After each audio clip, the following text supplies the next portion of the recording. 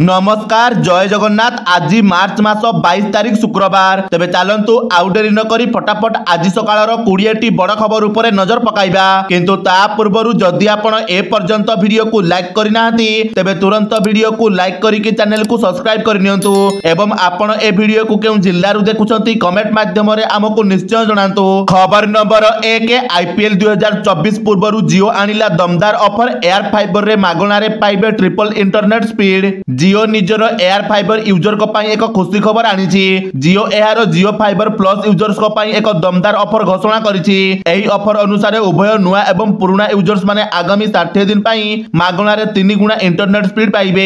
एही खास offer IPL 2024 tournament रो किछि दिन पूर्वरु आसीछि जाहाकू आपण जियो सिनेमा ऐप रे मागणा रे देखि परिबे। खबर नंबर 2 रविवार होइथिले भी मार्च 31 रे खोला रहिबो देशर समस्त बैंक। चलित आर्थिक वर्ष आउ किछि दिन परे शेष हेबाकू थिबा बेले चलित मासर शेष दिन रविवार पड़ुछि। साधारणतः रविवार दिनटी छुट्टी पाई बैंक बंद रही थाए किंतु एथर मार्च 31 रविवार पड़ुथिले मध्य बैंक गुड़िक सही दिन खोला रहिबो। ए नै सरकारी देय और पेमेंट कारबार करुथिबा समस्त बैंक शाखा खोला रखिबा लागि केंद्र सरकार अनुरोध करिथिले। सही अनुसार मार्च 31 रे एजेंसी बैंक गुड़िक खोला रहिबो बोली भारतीय रिजर्व बैंक पक्षरु घोषणा करा जायछि। एही दिन सर्वसाधारण कारोबार लागि बैंक खोला रहिबो बोली सोशल मीडिया प्लेटफॉर्म एक्स रे आरबीआई पक्षरु सूचना दिया जायछि। खबर नंबर 3 टिकेट पाई चली कसरत। नवीन निवास रे भुवनेश्वर कंधमाल और ब्रह्मपुर संसदीय क्षेत्र पाई बैठक।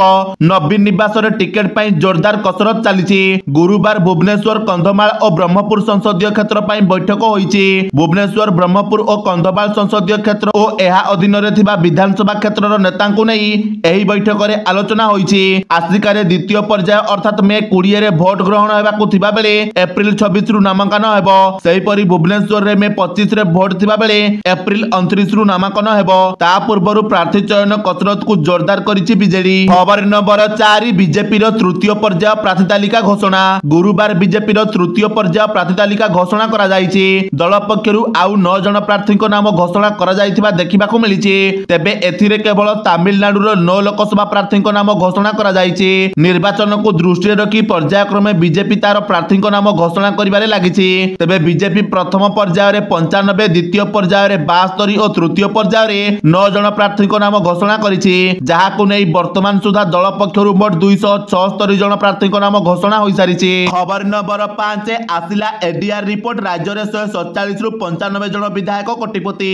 Association for democratic reformers report प्रकाशित होईछि। एथिरे धनी विधायकक तालिका प्रकाश पाइछि। रिपोर्ट रे केउ विधायकक केते संपत्ति रहिछि से नै तालिका प्रकाशित होईछि। तेबे रिपोर्ट अनुसार राज्य रे 147 जनक मध्यरु 95 जन विधायक कोटिपति थिबा सूचना मिलिछि। एथिरे बीजेडी रो 111 विधायकक मध्यरु 77 जन, बीजेपी रो 22 विधायकक मध्यरु 9 जन, कांग्रेस रो 8 जनक मध्यरु 6 जन और 4 जन स्वाधीन विधायकक मध्यरु 3 जन कोटिपतिक संपत्ति कोटिए टंकारु अधिक रहिछि। मुख्यमंत्री नवीन पटनायक पाखरे मोट 63 कोटी टंकार संपत्ति रहिछि। तांको पछकु द्वितीय रे 40 कोटी टंकार संपत्ति सह झारसुगुड़ा विधायिका दीपाली रहिछंती। 31 कोटी संपत्ति सह तृतीय रे पाटणागढ़ विधायक सरोज मेहर रहिछंती। तेबे रायगढ़ विधायक मकरंद मुदुलिक सबुठु कम संपत्ति रहिछि। मकरंदक संपत्ति मात्र 15,000 टंका रहिछि बोली रिपोर्ट रे प्रकाश पाइछि। खबर नंबर 6 बड़ खबर इलेक्टोरल बॉन्ड रो समस्त तथ्य देला एसबीआई। सार्वजनिक करिवे निर्वाचन आयोग। इलेक्टोरल बॉन्ड संबंधी समस्त तथ्य निर्वाचन कमिशन को निकट रे दाखल करिछि एसबीआई। पूर्वरु सुप्रीम कोर्ट एसबीआई को कड़ा समालोचना करिबा सह सूचना देबाकू कहिथिले। जाहाकू नै सीरियल नंबर सह इलेक्टोरल बॉन्ड रो सब तथ्य निर्वाचन कमिशन को निकट रे दाखल करिछि एसबीआई। जहा दाता एवं बॉन्ड को नगद करी टंका नैथिबा दल को मिसाइबारे सहाय्य करिवो। खूब शीघ्र निर्वाचन कमिशन एहार ऑफिशियल वेबसाइट रे एहार सूचना सार्वजनिक करिवे बोली आशा करा जाउछि। खबर नंबर 7 आजिठु युक्त 2 परीक्षा खाता देखा आरंभ। 2टी पर्याय रे 110 टी जोन रे हेबो मूल्यांकन। ओडिसा रे आजिठारु आरंभ होईछि 2024 युक्त 2 परीक्षार खाता देखा। चलित वर्ष 2टी पर्याय रे एही परीक्षा खाता देखा जिवो। उभय ऑनलाइन और ऑफलाइन रे खाता मूल्यांकन करा जिवो। ए नै उच्च माध्यमिक शिक्षा परिषद पक्षरु सूचना दिया जायछि। चलित वर्ष प्रथम पर्याय युक्त 2 खाता देखा मार्च 22 तारिख रु आरंभ होई एप्रिल 2 तारिख जाय चलिबो। सही परि द्वितीय पर्याय खाता देखा एप्रिल 4 तारिख रु आरंभ होई एप्रिल 15 तारिख जाय चलिबो। मोट 110 टी जोन रे युक्त 2 परीक्षा खाता देखा जिवो। सही परि युक्त 2 खाता मूल्यांकन पई प्राय 12,000 रु अधिक अध्यापक अध्यापिका शामिल हेबे। प्रथम पर्याय ପର୍ଯ୍ୟାୟରେ 41ଟି ଜୋନ୍ରେ ଅନଲାଇନ୍ ମାଧ୍ୟମରେ ଖାତା ଦେଖାହେବ। ଏହାପରେ ଅଫଲାଇନ୍ରେ 69ଟି ଜୋନ୍ରେ ଖାତା ମୂଲ୍ୟାଙ୍କନ କରାଯିବ।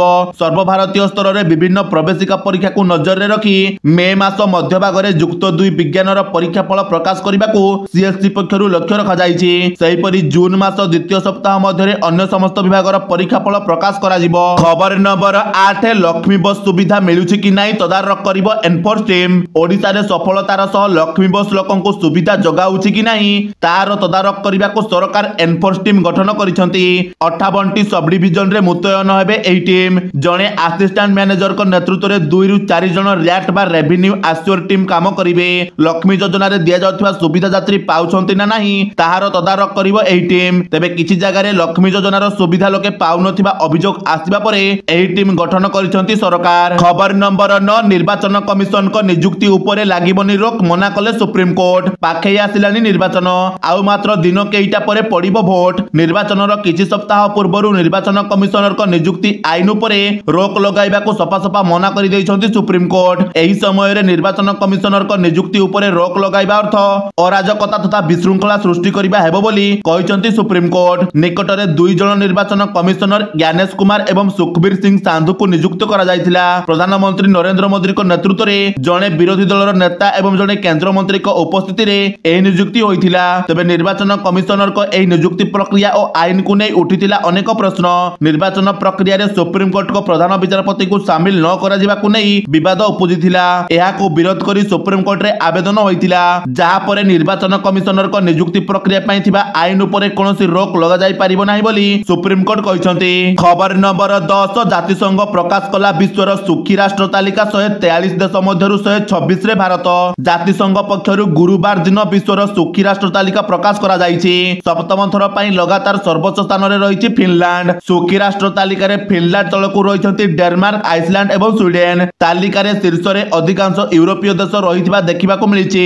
ମୋଟ 143 ଦେଶଙ୍କୁ ନେଇ ପ୍ରସ୍ତୁତ ହୋଇଥିବା ତାଲିକାରେ ସବୁଠୁ ତଳେ ରହିଛି ଆଫଗାନିସ୍ତାନ। 2020ରେ ତାଲିବାନ ଆଫଗାନିସ୍ତାନର ଶାସନଭାର ଗ୍ରହଣ କରିବା ପରେ ଆଫଗାନିସ୍ତାନ ସବୁଠୁ ତଳେ ରହିଆସୁଛି। ଗତ ବର୍ଷ 126 ନମ୍ବର ସ୍ଥାନରେ ଭାରତ ରହିଥିବା ବେଳେ ଏଥର ମଧ୍ୟ କୌଣସି ପରିବର୍ତ୍ତନ ନ ହୋଇ ସମାନ ସେହି ସ୍ଥାନରେ ଭାରତ ପୁଣି ରହିଛି। ତେବେ ବିକଶିତ ରାଷ୍ଟ୍ର ଆମେରିକା, ଜର୍ମାନୀ ପ୍ରଥମ ଥର ପାଇଁ ତାଲିକାର ଶୀର୍ଷ 20 ଦେଶଙ୍କ ମଧ୍ୟରେ ସ୍ଥାନ ପାଇନାହାନ୍ତି। ଆମେରିକା 23 ନମ୍ବର ସ୍ଥାନରେ ଥିବା ବେଳେ ଜର୍ମାନୀ 24 ନମ୍ବର ସ୍ଥାନରେ ରହିଛି। ଖବର ନମ୍ବର 11 ଆଇପିଏଲ୍ ପୂର୍ବରୁ ବଡ଼ ଘୋଷଣା, ଚେନ୍ନାଇର ଅଧିନାୟକ ପଦ ଛାଡ଼ିଲେ ଧୋନି, ନୂଆ କ୍ୟାପ୍ଟେନ ହେଲେ ଗାୟକୱାଡ। ଆଇପିଏଲ୍ ପୂର୍ବରୁ ବଡ଼ ଘୋଷଣା କରିଛନ୍ତି ଚେନ୍ନାଇ ସୁପର କିଙ୍ଗସର ଫ୍ରାଞ୍ଚାଇଜି। ବର୍ତ୍ତମାନ ଚେନ୍ନାଇର ଅଧିନାୟକ ପଦ ଛାଡ଼ି ଦେଇଛନ୍ତି ମହେନ୍ଦ୍ର ସିଂ ଧୋନି। ଆଉ ନୂଆ ଅଧିନାୟକ ଭାବେ ଋତୁରାଜ ଗାୟକୱାଡଙ୍କୁ ଦାୟିତ୍ୱ ମିଳିଛି। ଚଳିତ ବର୍ଷ ଧୋନିଙ୍କ ବଦଳରେ ଗାୟକୱାଡଙ୍କୁ ଚେନ୍ନାଇ ଦଳର ଅଧିନାୟକ ଭାବେ ଦେଖିବାକୁ ମିଳିବ। ମ୍ୟାଚର ଗୋଟିଏ ଦିନ ପୂର୍ବରୁ ଏ ନେଇ ଘୋଷଣା କରିଛି ଚେନ୍ନାଇ। ଖବର ନମ୍ବର 12 ଗୋଟିଏ ମାସରେ 3 ଥର ଡାଉନ୍ ହେଲା ଫେସବୁକ୍ ଓ ଇନଷ୍ଟାଗ୍ରାମ। ୟୁଜର ହେଲେ ହନ୍ତସନ୍ତ। ଫେସବୁକ୍ ଏବଂ ଇନଷ୍ଟାଗ୍ରାମ ଏକ ମାସ ମଧ୍ୟରେ ତୃତୀୟ ଥର ପାଇଁ ଡାଉନ୍ ହୋଇଛି। ଫେସବୁକ୍ ଏବଂ ଇନଷ୍ଟାଗ୍ରାମରେ ବର୍ତ୍ତମାନ ପୋଷ୍ଟ ଗୁଡ଼ିକ ବହୁତ କଷ୍ଟରେ ଅପଲୋଡ ହେଉଛି। ଏହି କାରଣରୁ ସୋସିଆଲ ମିଡିଆ ୟୁଜର୍ସ ମାନେ ବହୁ ଅସୁବିଧାର ସମ୍ମୁଖୀନ ହେଉଛନ୍ତି। ଏହି ସମସ୍ୟା ପ୍ରଥମେ ସକାଳ 10:45ରେ ଘଟିଥିଲା। ତାପରେ ପୁଣି ରାତି ପ୍ରାୟ 8:15ରେ ସାଇଟ୍ ହ୍ୟାଙ୍ଗ ଏବଂ ପୋଷ୍ଟ ଗୁଡ଼ିକ ସେୟାର ନ ହେବା ବିଷୟରେ ଉପଭୋକ୍ତାମାନଙ୍କ ଠାରୁ ଅଭିଯୋଗ ଆସିବା ଆରମ୍ଭ ହୋଇଥିଲା। ଖବର ନମ୍ବର 13 ରାଜ୍ୟରେ ଆଗାମୀ 3 ଦିନରେ ବଢ଼ିବ ତାପମାତ୍ରା। ରାଜ୍ୟରେ ଗତ କିଛି ଦିନ ହେବ କାଳବୈଶାଖୀ ବର୍ଷା ଯୋଗୁଁ ତାପମାତ୍ରା କମି ଯାଇଥିଲା, କିନ୍ତୁ ବର୍ତ୍ତମାନ ରାଜ୍ୟରେ ଦିନର ତାପମାତ୍ରା ବଢ଼ିବ ବୋଲି ପାଣିପାଗ ବିଭାଗ ପକ୍ଷରୁ ଆକଳନ କରାଯାଇଛି। ଅଧିକାଂଶ ସ୍ଥାନରେ ଦିନର ତାପମାତ୍ରା 8 ରୁ 10 ଡିଗ୍ରୀ ବଢ଼ିବାର ସମ୍ଭାବନା ରହିଛି। ଆଭ୍ୟନ୍ତରୀଣ ଓ ପଶ୍ଚିମ ଓଡ଼ିଶାର କିଛି ଅଞ୍ଚଳରେ ତାପମାତ୍ରା 40 ଡିଗ୍ରୀ ଛୁଇଁପାରେ ବୋଲି ପାଣିପାଗ ବିଭାଗ ସତର୍କତା ଜାରି କରିଛି।